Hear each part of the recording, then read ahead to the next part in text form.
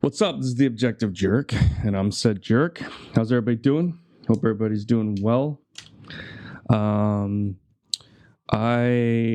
kind of got like a crazy different episode planned because I have a bunch of little things I want to talk about, something that kind of interested me, but it's like really small, not a lot of information on it. So I'm fitting all this kind of together. So this isn't like a specific topic that I'm discussing, I guess, for this episode. Although there is one that that's more in particular. But before I do that, I gotta talk about myself, talk about what's going on. You know how it is. I gotta get my therapy in.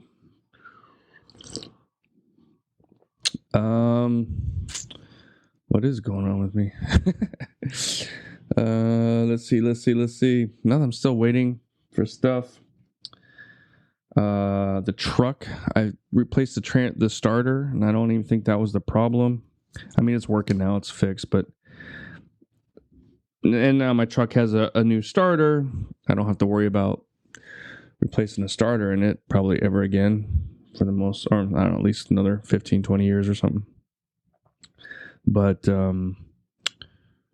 yeah, so I did that. That's fun. I hate that, man. I have this thing where if I don't accomplish the task I'm set to do, it really kind of bugs me and it irritates me. You know what I mean? Like, I don't know what it is, but so I was under the impression that my starter needed to be replaced. So I went and did it. Everything went good. But then, it doesn't seem like that's the actual problem. So then I get kind of irritated that I spent all this time and money. And then it just kind of puts me in a crappy mood. I don't know. I was talking to somebody. What did I say? My moods are I'm very, because I'm introvert. So it's like, which basically means I'm selfish, it seems like. You know what I mean? Because being an introvert, the only time, like, I'll go and I will hang out with people and do things like that, but it's like the planets have to align, and it's just kind of selfish in a way. But it's like, if I'm not in a good mood, then I'm like a shitty person to be around, and I don't want to be a shitty person to be around, so I just stay home and I don't, and when I'm in my really shit mood, I'll let my kids know, like, hey, I'm not doing all that great, so I'm just gonna be in my room and make sure they whatever this and that. But I just tell them to kind of avoid me because I'm just an asshole right now. It's very fleeting. I don't know. It's just kind of annoying, and so it's like when I get in the mood, like when I'm really like ambitious and motivated, it's fleeting. You know what I mean? So, and that's why when I do get in my gotta get stuff done, like I go full steam ahead like crazy, and I'm just getting this done. Okay, now I'm gonna do this. Oh, I'm gonna do this. I'm gonna do this. Try and get as much done because it is fleeting and it won't last, and it kind of sucks. I mean, he still, gets stuff done when I'm not in that mood, but it's more, it's just difficult, and I know I'm not the only person, but it just kind of sucks. Like, I wish I was just in that mode at all times. And then there are people that are probably in that mode at all times, and they probably get tired of being in that mode at all times. Like, man, I wish I could just chill and not want to do stuff, But anyway, so first thing I want to talk about, or should I shave it last? Because it's a big deal, but it isn't. I'll just do it now. So I saw a video, and I guess, whatchamacallit? What's the guy's name? The InfoWars guy. I can never remember his name. Oh, gosh, that's annoying.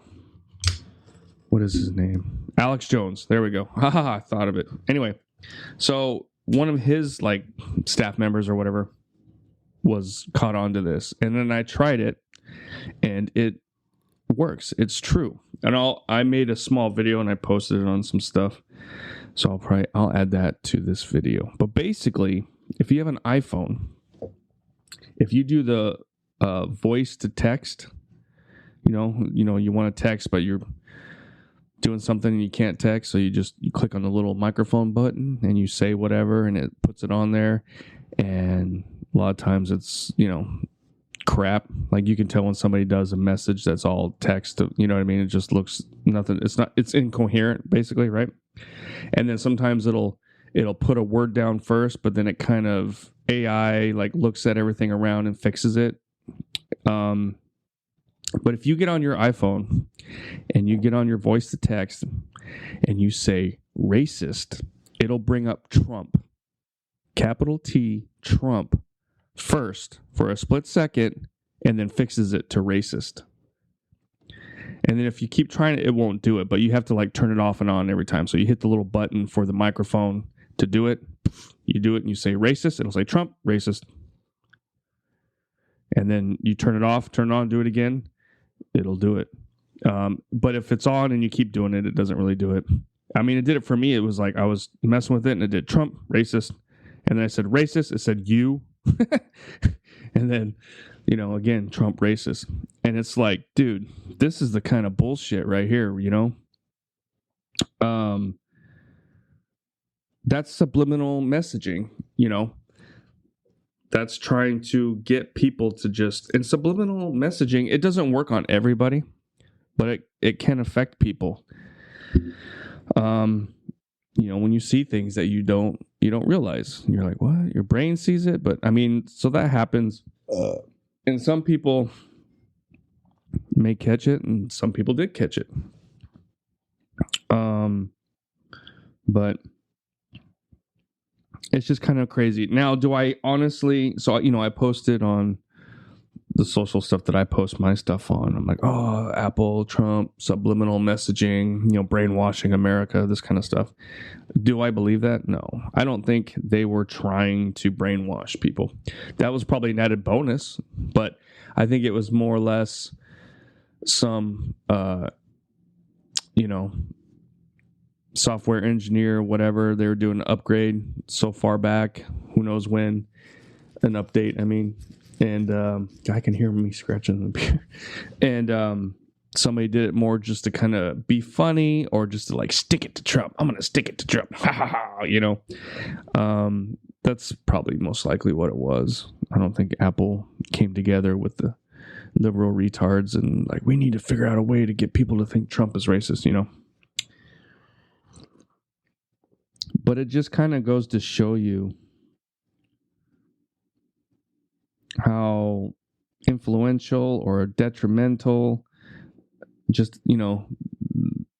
are the companies and Apple, and how influential everything is to people, and it's insane. But I mean, it's coming back to bite them though, because I think this will be kind of a problem for Apple. They're going to lose a little bit of sales from this, I think, if it gets out there, if people hear about it. Nothing like Bud Light or anything like that, but some people are going to dismiss it.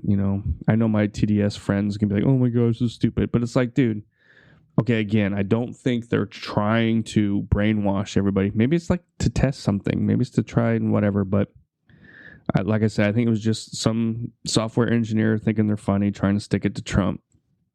Probably happened a while ago. But it's definitely intentional, because there's no way you're going to say racist and then the word Trump comes up every time. And the word is nowhere near the word racist. You know what I mean? So it's kind of like, yeah, so there's, it was intentional. Was it actually as evil and diabolical, as brainwashing the world? No, but still, it is bullshit, And it's just like, man, and I have a Mac and I have an Apple phone that's my pocket computer. I don't use it as a phone. I use a Samsung But let me make sure I'm recording. I didn't record a video. Yeah, okay, good. My podcast about James Bond, I didn't record the video. That's going to be my extra. If you want some extra, instead of having what is it called? Dang it. When you pay money, people, content creators have little membership accounts, and you can pay a little extra to get behind the scenes stuff or some extra whatever. That can be mine, but you don't have to pay for it. Just go to Buzzsprout and listen to the podcast, or Apple Cast, Google, whatever, wherever you have your podcast. So if you watch just my videos or listen to just my videos, there are some. I think there's like 2 or 3. Well, there's more than that really, because I started doing my podcast before I started recording the videos. But within like the last year, I think there's like 2 or 3 podcasts that are just audio. So if you want to check those out, I don't know what they are except for that James Bond one. But yeah, so no charge. Just head on over there, listen to the podcast. The podcast is actually what I like the most. The video parts I just kind of do to kind of get people's eyes on it. You know what I mean? Not that, oh my gosh, I'm so influxed with memberships and downloads and this and that, I would say so I have a podcast, and then it's with Buzzsprout, and it goes with Google, pretty much any podcast platform you use, you can find it. Apple Podcast, so I think, is the primary one that people listen to my podcast. But so there's that. There's YouTube, Rumble, and BitChute. I don't really do YouTube just because YouTube is very picky with what you talk about and say. And I'm not much for watching my mouth. I'm not very good at it.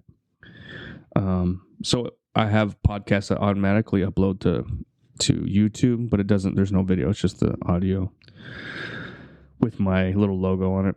And then I upload to Rumble and BitChute. And between my podcasts and Rumble and BitChute, I'd say I get 100 listens or downloads or whatever per episode, like averaged out, you know what I mean? Which, I don't know, maybe some people are like, oh, it's pretty good, which I guess it's not bad, but it's not good. It's, it's definitely not a way for me to make a living. And, if I wanted to grow it, I could put a little money and do some whatever, this and that. But yeah, that's not really my goal. I think I'd be more annoyed. I think about that sometimes. Like, what if it actually got somewhat popular and I was just getting comments and emails and all this stuff like crazy? I don't think I would like it. So I'm happy with the way it is right now, to be honest with you. I get a little interaction. Some people make some comments or whatever, and I get a few trolls, and gives me something to do. That's basically the point. So anyway, why did I tangent, right? Went off the rails. So yeah, so the Apple. Oh, that's right. That's why the whole thing started was so I have an iMac and an Apple phone, and I'm used to Apple now, and it's like I kind of want to go back to like a PC and everything, but it's like, man, I'm kind of so used to it. I go back and forth. I use Apple programs that come with the Mac, the GarageBand and the iMovie to do my podcast. And I know there's something for on the PC and everything too, but it's just, I don't know. When you get older, you just kind of get stuck in your ways and you don't really want to change it. And it's not difficult, but it is kind of a pain in the ass when you switch phones. Although like I said, I'm using a Samsung, so I'm using both. So I'm kind of handy with the Samsung too. So this is like my phone. So when I leave the house, I take this with me. But when I'm at home, if I use the Apple one mostly, or so that's whatever. This conversation is stimulating. Okay, so that's that. So that's crazy. Apple, whatever. Like I said, I don't think it's them trying to change America's thoughts on Trump. I think it's just, a group, an individual or a group of software engineers that were trying to be funny, I guess. Anyway, okay. On to the next subject, right? Okay. So I watch, YouTube videos on various things, and I watch, lately I've been watching the Grim Life Collective. I don't know if anybody watches that. It's a channel that goes to, I think they started off going to like grave sites and stuff, but so they, people go to filming locations or the graves of people and this and that. There's a few of them out there, but I like this one because, just the attention to detail that they have with various things. And I always seem to learn something about something that maybe I already knew that I didn't know before. You know what I mean? And even like stuff that I'm not really interested in too much, I'll still end up like, oh wow, I don't know, like it's a pretty good. And they're kind of hammy, the guy, like he gets overly excited about the stuff, which is fine. Like it's like oh my gosh, he's kind of a dork, but I in a way I think I'm envious that I don't have that. You know what I mean? Like the stuff is all interesting to me, like the stories of LA and Laurel Canyon in the 60s and the Doors and the Whiskey A Go-Go and just all that stuff is interesting to me, and I like watching the videos on it, but I have no desire to go there and look at it myself. I don't want to go. I don't care to. I'd rather go, to Japan or England and stuff like that, more so than anything in America, really. Like New York, I've never been, don't care to go. I've been to California, I've been to San Francisco, but I've never been to LA, except for I drove there to go to the airport when I came here. But yeah, so it's just, I don't know. But anyway, so Grim Life Collective, they were talking about Boris Karloff, right? Who is the actor who portrayed the first iteration of Frankenstein, and then I guess the Mummy too. Not the Mummy 2, but the Mummy also. And so he's talking about some stuff, showing like this house that he had and this and that. And, it's just, okay, cool, whatever. And then usually I'll pull up Wikipedia or something to kind of just get a little more information. And I'll be reading as I'm listening to him, sort of, or watching, whatever, right? And then I saw this and I was like, oh, that's kind of insane. And there's not a whole lot of information on it, but apparently, let's see, where's it at? Personal life. Yeah, apparently his Boris Karloff, which is funny because his actual name, because he's British or was British, he died in 1969, but his name was William Henry Pratt. So William Pratt. He changed his name to Boris Karloff because he just thought Pratt sounded bad, like Pratt Falls, I guess, with, back then. It's funny, he's got Chris Pratt now, but he changed it to Boris Karloff, and it's like, that's almost seems the opposite. You know what I mean? Like you had, who's the Death Wish guy? Oh, come on. But usually actors that you grew up knowing, their actual birth name was completely different. It was like, Russian, or it was some kind of Lithuanian name, and they shortened it or they changed it. So, it was more easy on the ears for American audiences, I guess. I almost had it. What's his name? That's kind of bugging me. I might have to pull that up. That's just an example. Let's see. I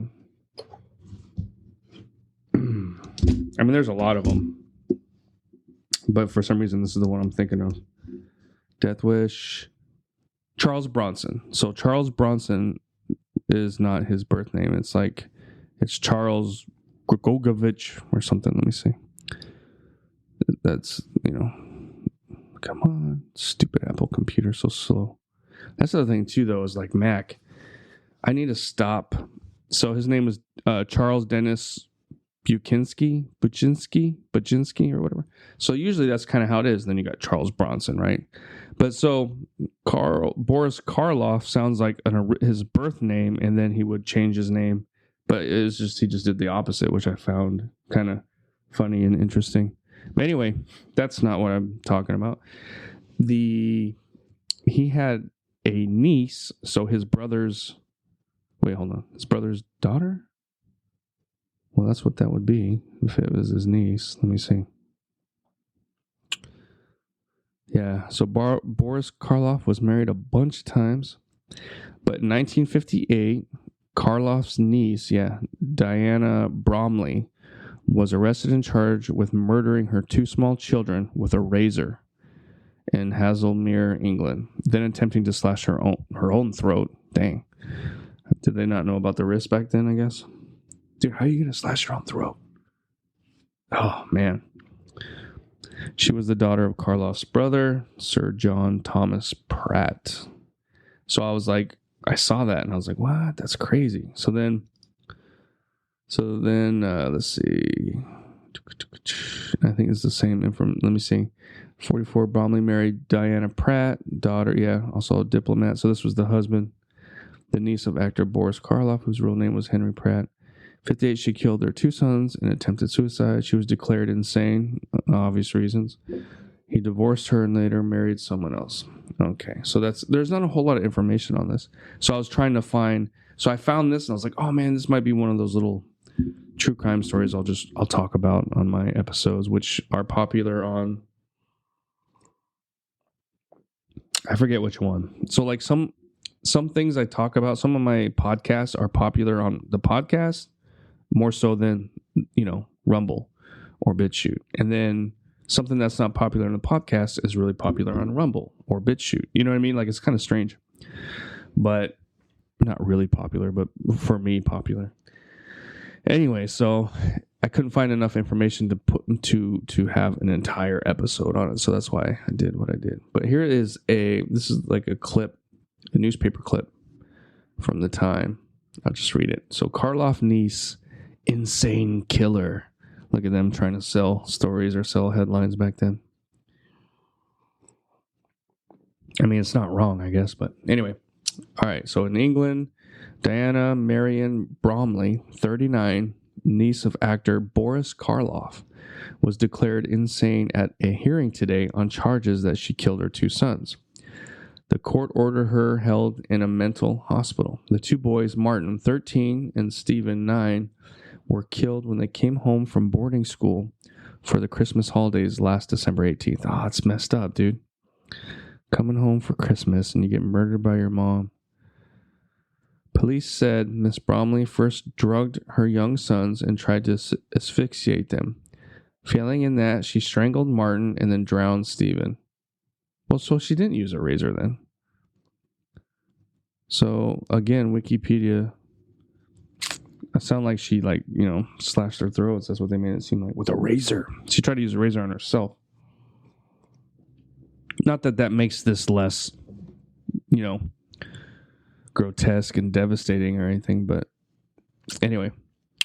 So she killed her son. She cut her own throat, tried to drown herself in a lily pond, and later was found wandering in the woods by her husband, Thomas, British consul in Washington, 1946, and now attached to the British cabinet secretes. What does that say? It's kind of hard to read. It's like a photocopy of the newspaper clipping.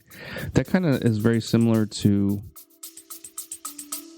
Stay with us. We'll be right back. Thanks again for listening to The Objective Jerk. I greatly appreciate it. If you could, like, subscribe, comment on wherever you're finding this, and you can also email me at theobjectivejerk@gmail.com. So, hope you're enjoying it, and please continue on with the episode.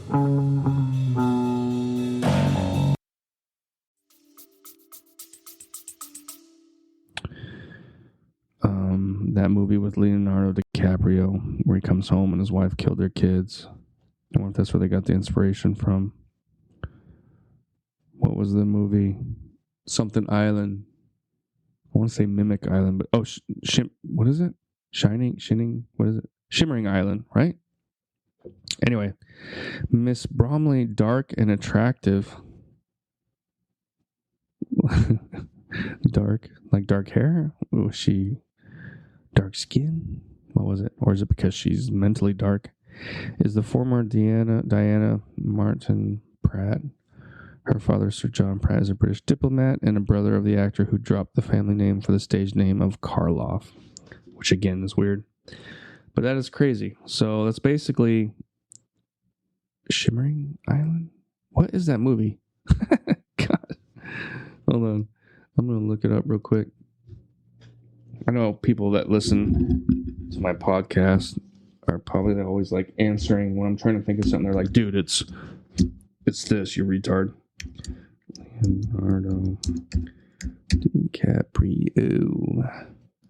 74. Oh, really? I didn't know he was. I thought he was. For some reason, I was thinking he was younger than me or like my age. It's so crazy. He's 50.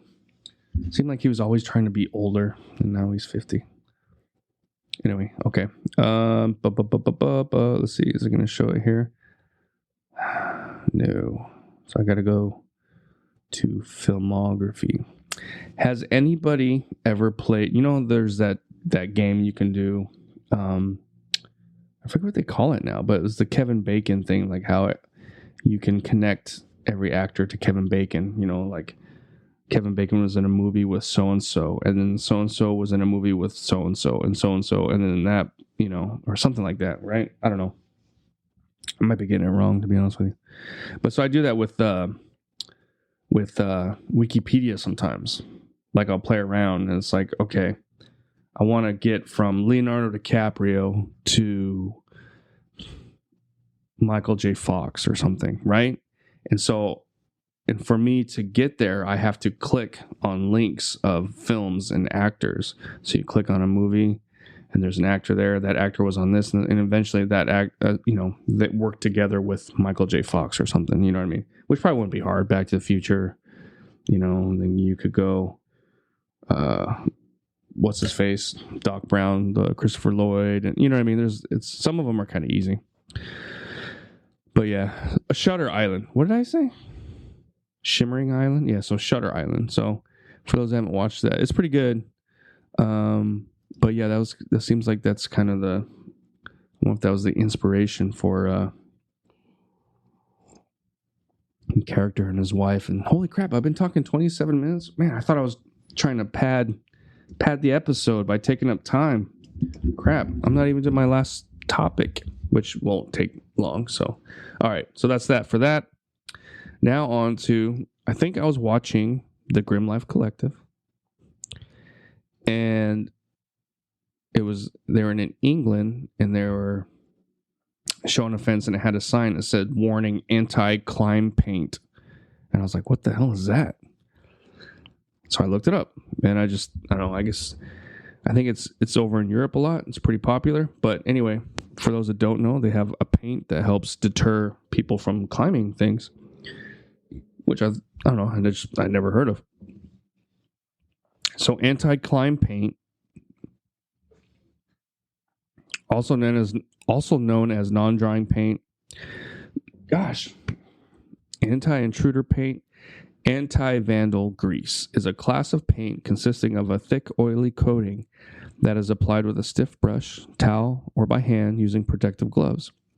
In appearance, it is similar to smooth gloss paint when applied, but it remains slippery for a minimum of 3 years, thereby hindering an intruder from gaining a foothold. So, you know, they can paint it on like light poles. You know how people will climb a light pole or whatever to try and, you know, whatever. So they put it on, you know, the poles to keep people from climbing them and stuff. And plus, you know, they don't want them to you know, access something. I'm so good. All right. It is used to prevent climbing on objects such as lampposts, walls, and fences. It owes its effectiveness to the fact that it is based on non-drying oil and keeps the surface greasy and slippery. As an additional advantage, it leaves its mark on the person touching it and hence makes it possible for intruders to be identified. Caught red-handed, right?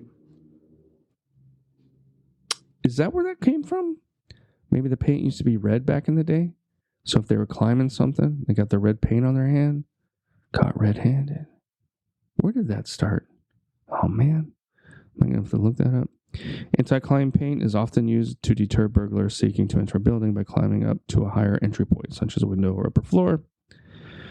Anti-climb paint continues to work in hot or cold weather conditions, adhering to the surface to which it is applied. It can be used on most building materials. It is particularly effective in preventing climbing on walls, parapets, boundary fences, downpipes, lamp standards, and roofs. The paint's outer surface may appear to be dry, but attempting to climb it will reveal the soft paint underneath. It has an effective lifetime of about 3 years, after which a fresh coat is usually recommended. It cannot be easily washed off and is resistant to removal by a variety of chemicals. Maybe I'm just dumb, but I've never heard of this. I don't know, I missed it somehow. So to keep the general public from being affected by the paint, it is usually applied above a certain height on the object being painted. Typically is applied from the height of 8 feet above the ground. It was created in the early 60s. Plus there's like people put signs on it to warn people, so maybe they don't slip and fall. So if they do try and climb and they get hurt because of the paint, they can't sue. It's like, oh, well, there's a sign there, so you're stupid. All right. Caught red-handed. I'm going to look that up real quick. This is going to end up being a long... Dude, here I was worried like I wasn't going to have an episode. And now it's turning out to be my longest one. All right, let's see. Caught red-handed. All right, let's see. I think I've thought about this before. Oh, no. This is a show. Come on. No. Oh, you suck. Why did it do that? Oh, here we go. Okay, let's see. All right, hand meaning, origin, phrase. Okay, let's do that.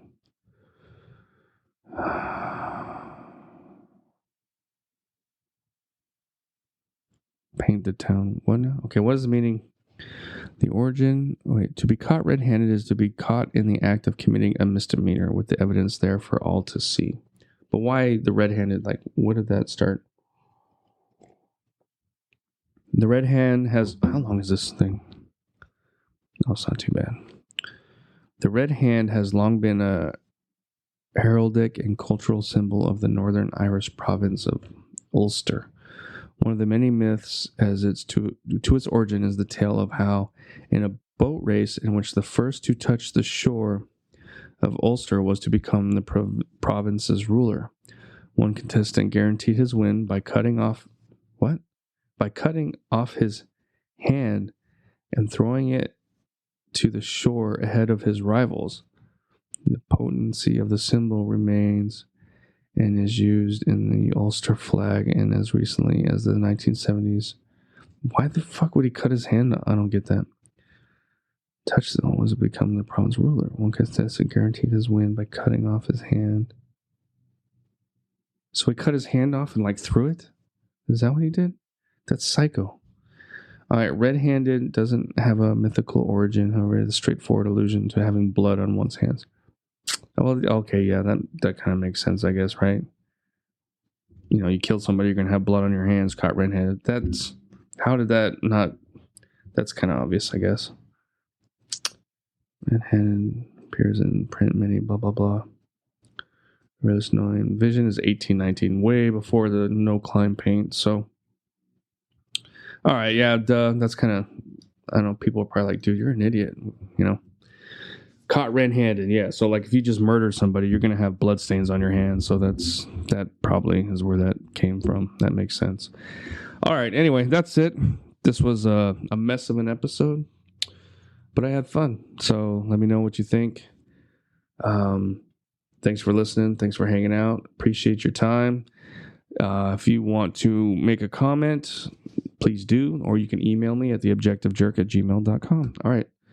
Again, thanks for hanging out. God bless, and I will see you guys next time. All right, bye. You just put yourself through another episode of The Objective Jerk. Thanks again for hanging out with me. Please email me at theobjectivejerk@gmail.com. Like, subscribe, comment, wherever you find this, follow. It all helps. But thanks again, and I'll see you next time.